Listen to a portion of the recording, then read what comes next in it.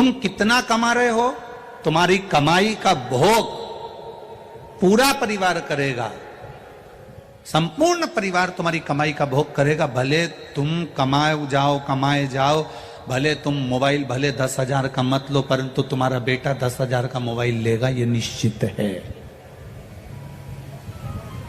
तुम 8,000 के कपड़े मत लो, पर तुम्हारे घर के बेटा बहू 8,000 के कपड़े लेंगे, ये निश्चित है। तुम 2,000 का जूता चप्पल मत लो, पर तुम्हारे घर के बच्चे 2,000 का जूता चप्पल लेंगे, ये निश्चित है। तुमने कमाया और कमाई का भोग तुम करो मत करो, तुम्हारी वो कमाई का भोग पूरा परिवार करेगा। पर इतना याद रखना कि कैसे तुमने कमाया, उस कमाने में क्या कर्म करा, उस कर्म का भोग तुम्हें मरने के बाद भोगना तो पड़ेगा ही, ये निश्चित है। कोई दूसरा नहीं भोगता है, कोई दूसरा भोगना नहीं है। कर्म का दंड तुझे भोगना है, कोई दूसरा नहीं भोग सकता। हमारे किए हुए कर्मों को हमें स्वयं भोगना पड़ेगा।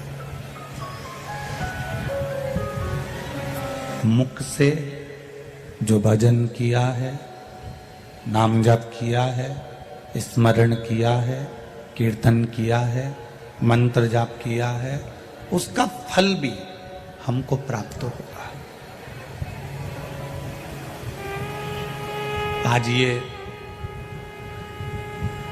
किसी ने मुख्य यजमान का पद लिया, किसी ने अभिषेक के यजमान का पद लिया, किसी ने मनोरथी यजमान का पद लिया, विराजमान हुए ये यजमान परिवार।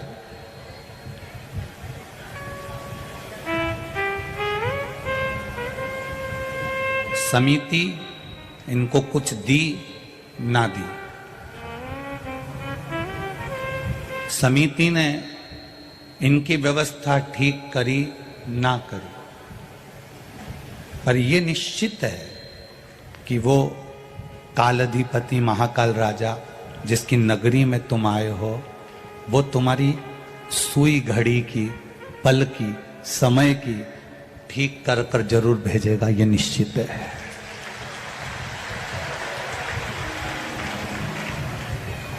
कथा करवाने वाला महाकाल राजा है, कथा करने वाला महाकाल राजा है, और कथा सुनाने वाला महाकाल राजा है, और कथा सुनने वाला महाकाल राजा है, कोई दूसरा नहीं है। आंजना परिवार जिन्होंने जमीन दी कथा के लिए, उनको भी ये विचार करना चाहिए कि यह जमीन मेरी नहीं है, तो महाकाल को कथा सुनना थी, इसलिए उन्होंने ये जमीन चुनी और यहाँ कथा हुई। यजमान परिवार जितने भी हैं उनको ये विचार करना चाहिए कि ये कथा करने की सामर्थ्यता, ये कथा करने का वैभव, ये कथा करवाने का जो बल है, धन है, वैभव है, ये कहीं मेरे महाकाल राजा ने दिया होगा, या मेरे माता पिता या पूर्वजों का कोई आशीर्वाद हुआ होगा, तब जाकर उज्जैनी में हम कथा के यजमान बने, तब हम कथा के यजमान बने।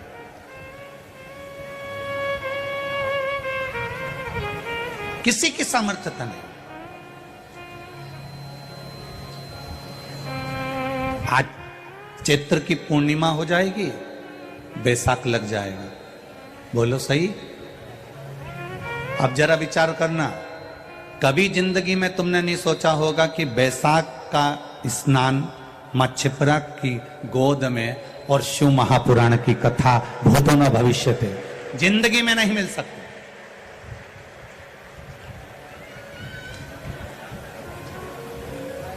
बैसाख के महीने में लोग 5 रात्रि के लिए 12 ज्योतिर्लिंग में दर्शन करने के लिए जाते हैं। क्यों? क्योंकि बैसाख के महीने में अगर जिस पवित्र नदी में हम स्नान करते हैं, जिस नदी के अंदर हम स्नान करते हैं, और स्नान कर कर अगर भूल से भी बाहर निकलते हैं, और निकलने पर भी अगर हमारे शरीर की एक बूंद भी जमीन पर गिरती है, तो वहां जो कंकर रहता है वो शंकर के रूप में पूज्यमान हो जाता है। इतना पवित्र बैसाख महीना। अब इस बैसाख के महीने में इतने लोग कहीं भोजन करा रहे हैं, कहीं पानी पिला रहे हैं, कहीं बिस्कुट खिला रहे, कहीं कुछ। एक पत्र आया, एक दीदी ने लिखा है, उज्जैन की कोई बहन है, उसने पत्र लिखा है।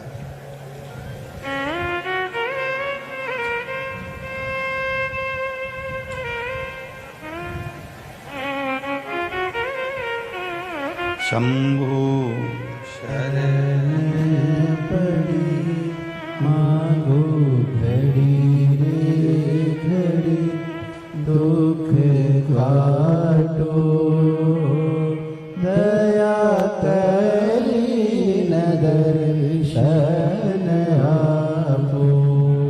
राधा साल्वी, लाल गेट, वृंदावन धाम, उज्जैन। जागृति शर्मा, एडवोकेट, बदनावर। राधा कृष्ण भजन मंडली, वृंदावन धाम, उज्जैन। रेखा, ललिता, प्रेमलता, तुलसी, हेमलता, प्रेमलता। कहीं बैठी हो तो हाथ हिलाइए ना। इन्होंने समर्पण। आज इतने लोग भोजन ग्रहण कर रहे हैं, आज इतने लोग प्रसादी पा रहे हैं, कई लोग टीवी के माध्यम से दान भी कर रहे हैं, पुण्य भी कर रहे हैं, और बैसाख का सुंदर आनंद का लाभ चैत्र बैसाख का ले भी रहा है। कोई पानी पिला रहा, कोई बिस्कुट खिला रहा। खाली नहीं जाएगा ये।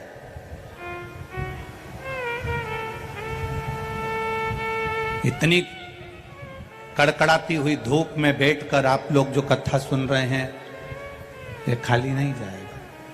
जैसे राजा भर्तरी ने गुफा में बैठकर तप किया था, गुरु गोरखनाथ का दर्शन हुआ, और गुरु गोरखनाथ ने देवाधिदेव महादेव का दर्शन राजा भर्तरी को कराया।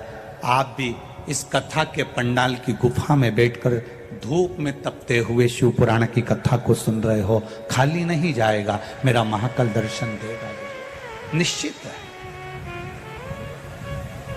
तेरी कृपा बिना न हिले मेघ भी अणु लेते सांस तेरी कृपा से तनो तनो। बखान क्या करूं मैं राखों के ढेर का, चपटी भभूत में खजाना कुबेर का। हे गंगाधार मुक्ति द्वार ओमकार तू भोले ओमकार तू आयो शरण तिहारी शंभु तार तार तू। ये सुंदर प्रसंग मिला है, एक सुंदर आनंद की अनुभूति हुई है।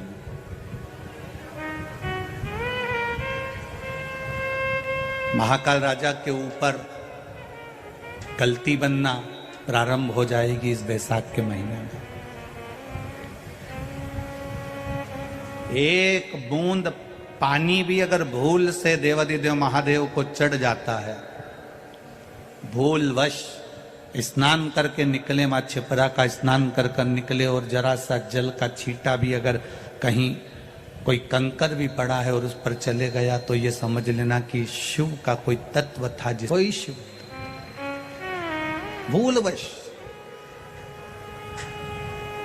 कितनी किस्मत लिखा के लाए हो रे, ये विचार करना, अपने अपने भाग्य को जरूर सराहना। दूसरे के भाग्य को सराहो चाहे सराहो, पर अपने भाग्य की सराहना करना कि कितनी किस्मत लिखा कर लाए हो कि चैत्र बैसाख का महीना, महाकाल राजा की नगरी, छिपरा का तट और शिव महापुराण की कथा।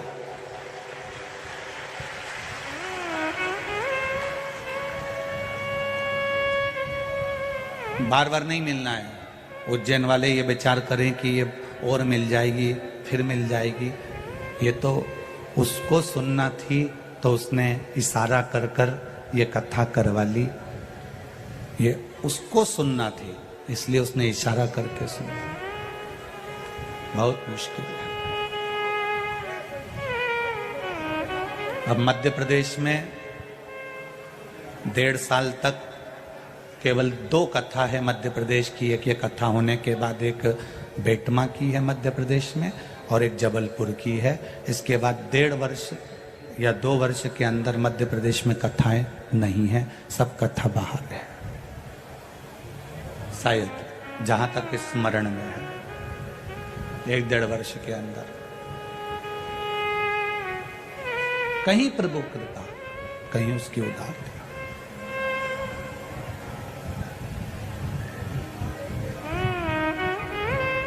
करो, उसकी चाकरी करने का मौका मिला है, भजन करने का मौका मिला है। हमें दूसरे, पूरी दुनिया के लोग ऐसे होते हैं कि दूसरे को सुधारने की बात करते हैं कि मैं बहू को सुधार दूंगी, मैं सास को सुधार दूंगी, मैं रिश्तेदारों को सुधार दूंगी, मैं कुटुंब को सुधार दूंगी, मैं उसको सुधार दूंगी। शिव पुराण किसी को सुधारने का नहीं कहती, शिव पुराण कहती है अपने आप को हमको सुधारना है स्वयं।